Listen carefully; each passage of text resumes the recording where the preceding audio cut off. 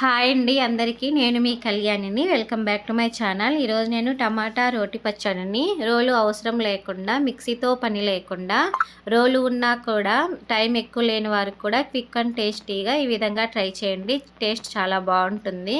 సిటీలో ఉండేవారికి రోలు అవైలబుల్గా ఉండదు కదా, అలాంటి వారు రోటి పచ్చడిని చాలా మిస్ అవుతుంటారు. అలాంటి వారికి ఈ వీడియో చాలా యూజ్ అవుతుందండి. ముందుగా స్టవ్ వెలిగించి స్టవ్ పైన ఒక కడాయి పెట్టుకొని అందులో గుప్పెడన్ని పల్లీలు తీసుకుంటున్నాను. పచ్చళ్ళలో ఈ పల్లీలు వేయడం వల్ల టేస్ట్ చాలా బాగుంటుంది. ఫ్లేమ్ సిమ్లో పెట్టుకొని పల్లీలని ఫ్రై చేసుకుందాము. ఫ్రై అయినాక తీసి ఒక ప్లేట్లో పెట్టేసుకోండి. ఈ పచ్చడి కోసం నేను పచ్చిమిర్చిని 100 గ్రామ్స్ నుంచి 150 గ్రామ్స్ వరకు పచ్చిమిర్చి తీసుకుంటున్నాను. వీటిని శుభ్రంగా కడిగి పచ్చిమిర్చిని 3-4 పీసెస్గా కట్ చేసుకొని, నేను ఫస్ట్ ఏ కడాయిలో అయితే పల్లీని వేపుకున్నానో ఆ కడాయిలోనే ఈ పచ్చిమిర్చి ముక్కల్ని వేసుకొని 2-3 స్పూన్స్ ఆయిల్ వేసుకొని 2 మినిట్స్ మగ్గించుకుందామండి పచ్చిమిర్చిని. ఆలోపు నేను టమోటాలని 6 టమోటాలని శుభ్రంగా కడిగి ఇలా ఒక్కొక్క టమోటాని 4 పీసెస్గా కట్ చేసుకొని ఇందులో వేసుకుందామండి. ఇలా టమోటాలను కూడా వేసుకున్నాక ఒకసారి మిక్స్ చేసుకొని మూత పెట్టి ఫ్లేమ్ సిమ్లోనే పెట్టుకోవాలి. ఇలా సిమ్లో పెట్టుకొని 2 మినిట్స్ మగ్గించుకుందాము. ఇందులోకి కొత్తిమీరని వేసుకుందామండి. పచ్చళ్ళలోకి కొత్తిమీర వేయడం వల్ల టేస్ట్ బాగుంటుంది.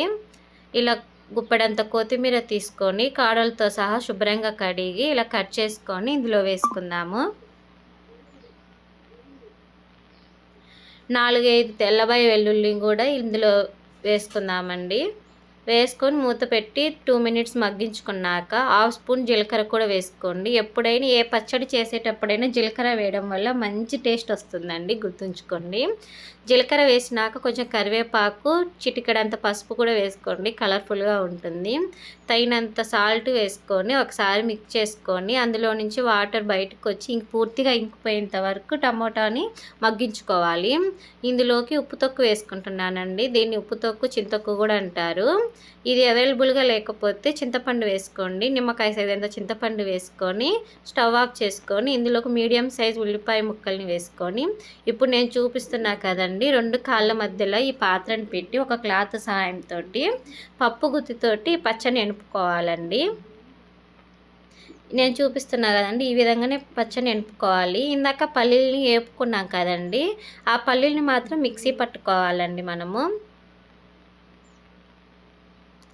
ఇలా ఎనుపుకున్నాక పల్లీల పొడిని ఇందులో వేసుకొని ఒకసారి మళ్ళీ పప్పు గుత్తితోటి ఎనుపుకుందాము. ఇంకొక విషయం అండి, ఎప్పుడైనా స్టవ్ ఆఫ్ చేసినమ్మడే ఈ పచ్చడిని మనము పప్పు గుత్తితో ఎనుపుకోవాలి. చల్లారినాక ఎనుపుకుంటే మెదగదనమాట. నా వీడియో కనుక నచ్చితే లైక్ చేసి సబ్స్క్రైబ్ చేసుకోండి అబ్బా.